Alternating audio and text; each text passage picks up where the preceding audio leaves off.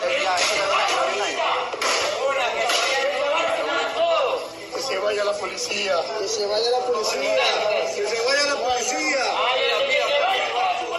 Que se vaya. Eso va a dañar. Eso va a dañar.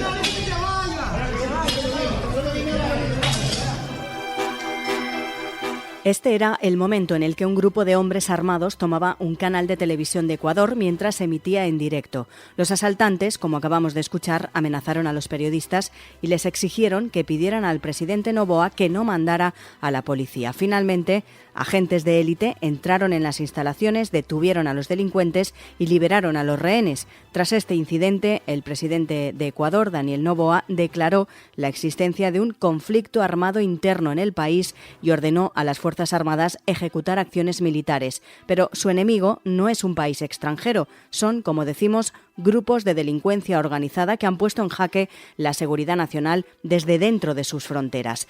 ¿Qué está ocurriendo exactamente en Ecuador? ¿Quiénes son estos grupos organizados y por qué ha aumentado la violencia en los últimos años? Hoy, en Plaza al Día, Ecuador, claves de una ola de violencia sin precedentes.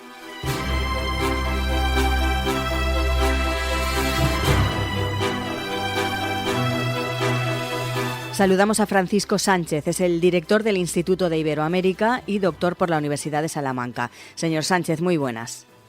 Un saludo a todas las personas que nos escuchan. Para entender, señor Sánchez, mejor las claves de este conflicto, ¿qué es exactamente lo que está pasando en Ecuador? En este momento hay un conflicto desatado por grupos de crimen organizado que básicamente obtienen la mayor cantidad de sus recursos económicos del narcotráfico, del tráfico de cocaína.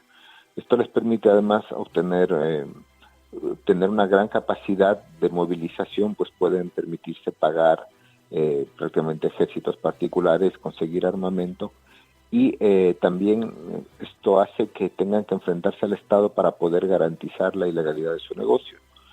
Pero estos grupos también han ido derivando en delincuencia común, por entendernos de alguna manera, ¿no? Al ir creciendo la cantidad de personas que están siendo reclutadas por estas mafias que en principio se dedicaban al narcotráfico, también ha aumentado la inseguridad y el crimen común en las calles. Y los grandes focos de violencia suelen darse también, de cierta forma, asociados al narcotráfico, debido a que son conflictos por control territorial, ¿no? Aunque también se trata de control territorial para otros delitos como pueden ser la extorsión, a comerciantes o a personas que se les pide que paguen una cuota por seguridad, también tiene que ver con el control de puertos o rutas de distribución de la cocaína al menudeo. Uh-huh. Podemos decir, señor Sánchez, que el presidente de Ecuador, Daniel Noboa, ha declarado la guerra a estos grupos terroristas. ¿Se pueden denominar así? Bueno, esta es la retórica que está usando el gobierno y también la ha utilizado de cierta forma para poder tener una serie de excepciones legales, ¿no? Es una forma que se está utilizando para evitar cierto tipo de controles institucionales y con el riesgo de que se caigan violaciones de derechos humanos, como ya se ha visto algunas acciones, ¿no? Pero bueno, esta es una situación en la que el gobierno está usando este tipo de retórica, no necesariamente se puede utilizar esta denominación, porque además el derecho de guerra es uno de los más antiguos y está muy regulado quiénes son las fuerzas beligerantes, y las fuerzas beligerantes a la vez adquieren una serie de protecciones, por ejemplo, ¿no? El intercambio de víctimas, etcétera, que no sería el caso. Uh-huh. Lo que sí se está vendiendo es la retórica de un enfrentamiento radical y con la utilización de toda la capacidad de violencia que pueden tener las fuerzas y cuerpos de seguridad del Estado en contra de las organizaciones de narcotraficantes, que también están respondiendo de la misma manera, ¿no? Entonces, sí que se podría decir que es una situación de guerra por los niveles de violencia y los niveles de enfrentamiento entre grupos que pueden tenerse dentro del país. Pero la legitimidad sigue siendo la del Estado. ¿Se puede hablar entonces de un estado de excepción? Es decir, que permite a las Fuerzas Armadas actuar para garantizar el orden. Esa es un poco la idea de la declaratoria de guerra y de declararles organizaciones terroristas también a los grupos de narcotraficantes. Hablaba usted de estos grupos, pero ¿quiénes son realmente? Bueno, son organizaciones que en un primer momento comienzan o se asocian con con organizaciones internacionales. Bueno, para comenzar, muchas de ellas eran organizaciones de pequeñas pandillas, ¿no?, de barrio, que se dedicaban a delitos menores, ¿no? Pero toman fuerza cuando se convierten en socios nacionales de los grandes carteles mexicanos de distribución de droga y ahora de los grandes carteles europeos, sobre todo la mafia albanesa o algunos otros sectores de mafias italianas y demás, ¿no? Pero, y este momento adquieren bastante fuerza, y antes no existían mayores conflictos porque el negocio de la cocaína estaba bastante bien organizado gracias al poder de control que ejercían las FARC en Colombia, ¿no?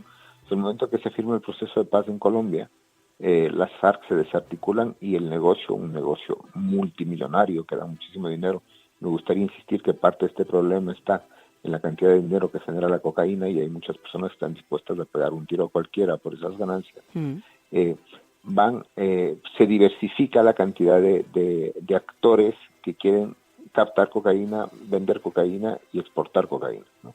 Entonces estos pequeños grupos, que en principio pueden haber sido camellos o traficantes de barrio, van adquiriendo fuerza y van necesitando ya de una infraestructura mucho más grande que les va dando, ¿no? Y bueno, se ha oído los nombres, por ejemplo, los choneros. Los choneros, Chone es una ciudad de Ecuador, los choneros sería el gentilicio, y después van siendo derivadas, ¿no? Ha pasado un proceso como más o menos lo que se conoce más de los carteles mexicanos, gracias a la información que se tiene, o incluso a series, ¿no?, que se han hecho con cierta apología del narcotráfico, donde son distintos grupos que van adquiriendo nombres de las localidades en las que están, o el apodo de uno de sus líderes, ¿no? Entonces vemos que en este momento el gobierno ha declarado a más de 20 organizaciones terroristas que a las que está enfrentando el Estado, ¿no? Han ido creciendo, pero básicamente son estas, ¿no?, los lobos, los tiguerones, los choneros, que controlan distintas zonas del país. Y señor Sánchez, ¿por qué este pulso con el gobierno ahora, en estos momentos? Porque usted nos habla de que eran grupos que ya estaban organizados, eso sí, con menor capacidad para hacer lo que están haciendo ahora, pero ¿por qué surge este pulso ahora? Son varios factores, ¿no? Uno, bueno, por un lado está el conflicto entre distintos grupos, es decir, esto es una situación de violencia que se sigue manteniendo, y también el aumento de la inseguridad en el país y el aumento de crímenes, de asesinatos o de muertes violentas. Entonces, por un lado tiene esa presión social hacia el gobierno pidiendo que se tomen medidas mucho más fuertes y además legitimando las respuestas de mano dura, ¿no? Esto es un poco, se ha puesto de moda la respuesta Bukele, ¿no? Es decir, no hay derechos humanos, o el argumento de siempre se suele dar: ¿dónde están los derechos humanos de los asaltados, ¿no?, o de las personas que no pueden trabajar, etcétera, etcétera? Insisto, cayendo en un discurso que puede ser muy peligroso, porque a la larga eso va destruyendo el Estado de Derecho y va debilitando institucionalmente a los países, ¿no? Entonces, eso por un lado. Hay una exigencia social de más mano dura, el gobierno recibe esa exigencia, pero sobre todo, digamos que la coyuntura crítica tiene que ver con un intento de reestructuración de las cárceles, ¿no? Las cárceles, de cierta manera, se habían convertido en un espacio donde el gobierno permitía cierta negociación con las organizaciones criminales a cambio de cierta paz, ¿no? Entonces se entregó el control de las cárceles, o también a cambio de entregas de cocaína, para poder mostrar que hay una eficiencia en la lucha antinarcóticos, lo cual no es cierto. Y el gobierno intenta además pasar a través de consulta popular, a través de un referéndum, el plebiscito, unas preguntas que, entre otras cosas, cambiaban las penas, modificaban el sistema judicial y permitían la extradición de personas a los Estados Unidos, básicamente, ¿no? En este momento la extradición está prohibida en la Constitución ecuatoriana, o sea, no se puede extraditar nacionales ecuatorianos. Y las modificaciones que se quería hacer son esas, ¿no? Entonces, ante el riesgo de que se modifique el sistema carcelario, que en este momento ha estado funcionando como un espacio de seguridad para que los capos puedan seguir organizando su negocio, se rompe este equilibrio y los capos deciden salir en el momento, porque ya no ven que las cárceles les ofrecen garantías ni seguridad. De hecho, habla usted de las cárceles, las prisiones, en este caso se han producido motines en ellas, en al menos 6, y de hecho el narcotraficante más poderoso del país, José Adolfo Macías, alias Fito, logró fugarse, y eso también ha hecho pues peligrar más esta situación, ¿no? Sí, efectivamente, ya los enfrentamientos en las cárceles vienen desarrollándose más o menos desde hace algunos años, ¿no? Y el número de víctimas se cuentan por cientos. Hubo un enfrentamiento bastante sanguinario que llegó a cerca de los 200 muertos dentro de las cárceles, ¿no? ¿Qué es lo que pasaba en las cárceles? Las cárceles también se volvían parte de este enfrentamiento por el control de espacio y de la supremacía entre distintas pandillas. Entonces, estos enfrentamientos internos se daban en unas cárceles que, por supuesto, gracias a sistemas de corrupción, y también quiero insistir en que hay sistemas de extorsión y chantaje, ¿no? Es decir, pensemos en la situación de un guardia penitenciario. Se han difundido una serie de imágenes donde se veían una serie de guardias amenazados que habían sido secuestrados. Incluso todavía no se ha comprobado si es que efectivamente han asesinado a alguno de los guardias.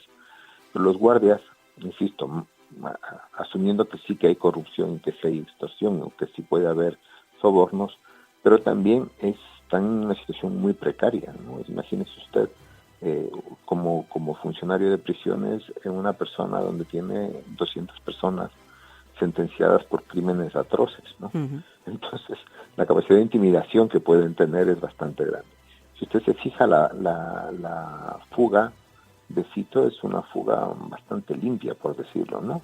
Es un señor que decide que tiene que irse al médico, imagínese, de la cárcel de máxima seguridad, y el señor no vuelve.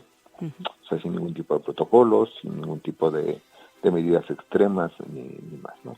Entonces, pero esto de los narcotraficantes en cárceles que ellos mismos controlan, ya lo vimos en el caso de Pablo Escobar, ¿no? Uh-huh. Y esto lo vimos también, ahora se habla mucho de Ecuador, pero en su momento pasó lo mismo en Venezuela, ¿no? Es decir, el sistema carcelario es muy difícil que consiga reinsertar a las personas que están ahí. Entonces también hay otra cosa que quiero tomar muy en cuenta, es que más o menos en la década de los 2000, entre el 2008 en adelante, aumentó muchísimo la población carcelaria en el país porque hubo una serie de modificaciones del Código Penal. Entonces había una serie de delitos menores que acababan penados con cárcel, ¿no? Por ejemplo, si usted no pagaba una pensión alimenticia por un hijo, acababa en la cárcel. Los delitos de tráfico y circulación en Ecuador se penan con cárcel, ¿no? Es decir, antes, y después hay muchísimas personas que están en lo que sería prisión preventiva y sin sentencia, pero siguen ahí encerrados. Entonces, ¿qué es lo que ha pasado? Se ha ido aumentando muchísimo la población carcelaria, y las pandillas han ido captando también personas que están dentro de las cárceles, ¿no? Que después, en su momento, si salen en libertad, pueden servir también como sicarios o como trabajadores, por entendernos de alguna forma, no por usar el eufemismo, pero porque también dentro de las cárceles no tienen escapatoria, es decir, o te alineas con el grupo y vas cometiendo una serie de delitos. O sea, sí que hay que hacer una reforma del sistema carcelario, y entre otras cosas pasa también por no saturar las cárceles, ¿no? Para que el Estado pueda tener mayor capacidad de control sobre personas que tienen una difícil reinserción, ¿no? Y señor Sánchez, tras 5 días de conflicto, ¿en qué punto se encuentra ahora? ¿Qué es lo que plantea el gobierno de Noboa o qué exige realmente este conflicto? ¿A corto plazo se puede solucionar? Una solución no va a tener mientras siga existiendo un producto de altísima rentabilidad con un gran número de consumidores fieles como es la cocaína. O sea, mientras siga existiendo ese dinero, va a seguir existiendo personas que estén dispuestas a pegar tiros a cambio de poder venderlo, ¿no? Porque la cantidad de beneficios que genera es brutal, es inimaginable. Entonces, mientras eso siga estando ahí, va a aparecer a través de múltiples manifestaciones, ¿no? Esto lo hemos visto en México, esto lo hemos visto en Colombia, que llevan años con este tipo de conflicto, y ahora lo estamos viendo en Ecuador de una manifestación mucho más violenta y más fuerte, ¿no? Es decir, es un país mucho más pequeño, los puertos de control están claros, etcétera, etcétera. Lo vimos en Venezuela en su momento, aunque en Venezuela es un caso diferente.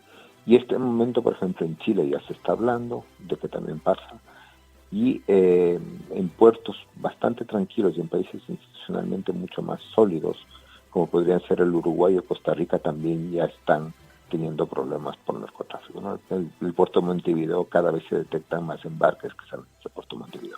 Entonces es un problema global que no lo puede solucionar un país pequeño en crisis, sin recursos y altamente atravesado por la delincuencia y con debilidad institucional. Entonces, por lo pronto eso está ahí. Ahora bien, la coyuntura, ¿qué es lo que puede pasar? Parece que las acciones de la militarización del país está funcionando, ¿no? Está funcionando por simple hecho de que puede haber temor entre las organizaciones, más allá de que también tienen una especie de ejército a su servicio, pero no se olvide que en el fondo a las mafias no les conviene el conflicto, ¿no? Es decir, ellos lo que quieren es hacer dinero y poder exportar cocaína o poder dedicarse a las extorsiones. Y un comerciante que tiene el negocio cerrado porque no puede comprar y vender, o las personas no salen a la calle, no pueden pagar extorsiones, ¿no? Lo que les llaman en Ecuador las vacunas. Entonces, en este sentido, yo creo que hay una estrategia de descenso o de enfriamiento del conflicto por parte de las mafias, que también con el altísimo número de detenciones que se ha hecho, también están siendo de cierta forma desmovilizadas, ¿no? Pero mientras más presencia tenga usted, por ejemplo, en las carreteras de controles policiales o del ejército, menos probable es que lleguen los cargamentos de cocaína desde Colombia para poder salir por los puertos de Ecuador.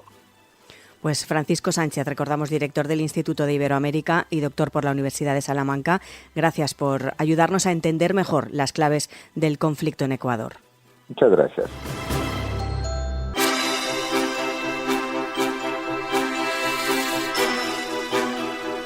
Una solución a este conflicto no es sencilla a corto plazo, y menos, según expone el experto, mientras exista un producto con tanta rentabilidad como es la cocaína. Es un problema global y no se puede solucionar desde un país pequeño. De momento, eso sí, parece que la militarización del país está funcionando. Ya saben que Plaza al Día es el daily de todas las cabeceras del Grupo Plaza. Lo pueden escuchar en las principales plataformas de podcast. Además, se pueden suscribir a todas ellas y enviarnos sus comentarios. También les animamos a que entren en plazaldía.es. Allí van a encontrar todos nuestros contenidos y también pueden suscribirse a ellos.